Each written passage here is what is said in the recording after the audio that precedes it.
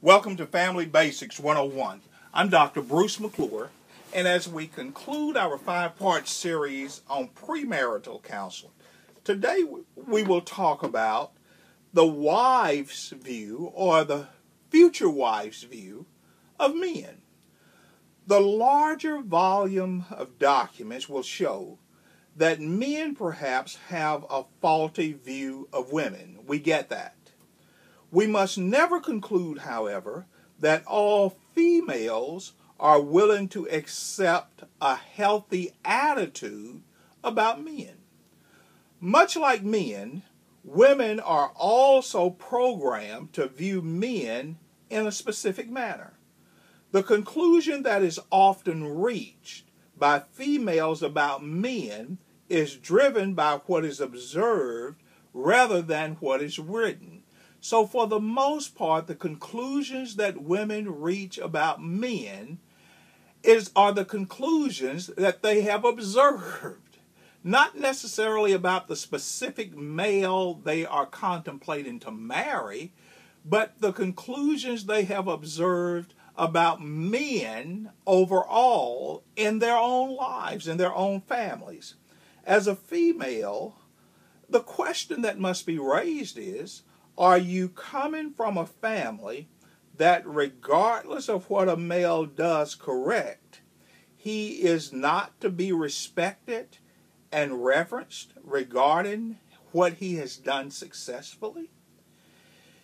If you as a female grew up in a home that was headed by a dominant, strong female personality, this might interfere with your ability to correctly communicate with your fiance, because it will almost be an overpowering. It will almost be a presence where your complete presence almost take every inch of the room, and there's no space in that room for him. Your emotions overtake the room. Your beliefs overtake the room. Your attitude will overtake the room. And guess what? Now your fiance or your husband is in the room. And if you come from too strong of a background of females to where it is highly opinionated, it is highly dominant, it is more controlling than average, that may play a negative role in a healthy marital opportunity. It appears that at some point in the relationship between the first man and the first woman, Adam and Eve, her respect for Adam's ability to lead and give good counsel was doubted. That's when she goes and she consults and somebody else steals her ear.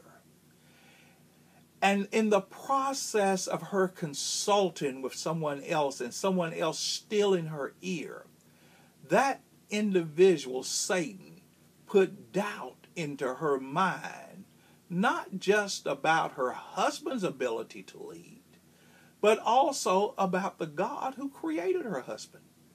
Remember, it was God who gave Adam the directions for the family.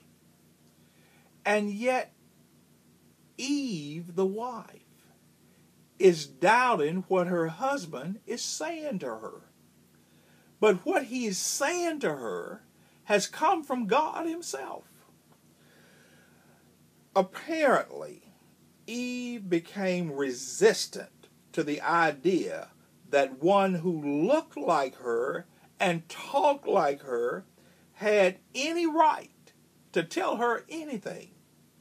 When prior behavior of males have caused hardship, when it's caused hurt, and those things are not adjudicated correctly, it's going to create serious problems in the marriage.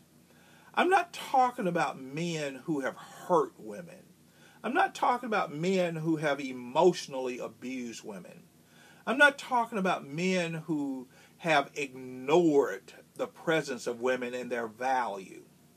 But I'm speaking to women about men who are just good people, who just love people, who just love the Lord, and who want a happy home. How are you going to view such a man? Regardless of what you might say, there will be a struggle with moving into how you should receive that good man, and how you have been exposed to how women in your family handle men in general.